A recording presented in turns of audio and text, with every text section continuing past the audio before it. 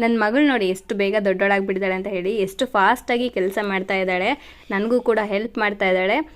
ತುಂಬಾ ಖುಷಿಯಾಗುತ್ತೆ ಅವಳು ನೋಡ್ತಾ ಇದ್ರೇ. ಯಾಕಂದರೆ ಹೆಣ್ಮಕ್ಳೇ ಈ ರೀತಿ ನಮಗೆ ಹೆಲ್ಪ್ ಮಾಡೋದು, ಗಂಡು ಮಕ್ಳು ಅಷ್ಟೊಂದು ಹೆಲ್ಪೇ ಮಾಡೋದಿಲ್ಲ. ಏನಾದರೂ ಹೇಳಿದ್ರೆ ನಾನು ಮಾಡಲ್ಲ, ನೀನೇ ಮಾಡ್ಕೋ ಹೋಗು ಅಂತ ಹೇಳ್ತಾರೆ. ಆದರೆ ನನ್ನ ಮಗಳು ಹಾಗಲ್ಲ, ಎಲ್ಲ ಕೆಲಸನೂ ಕೂಡ ಮಾಡ್ತಾ ಇರ್ತಾಳೆ.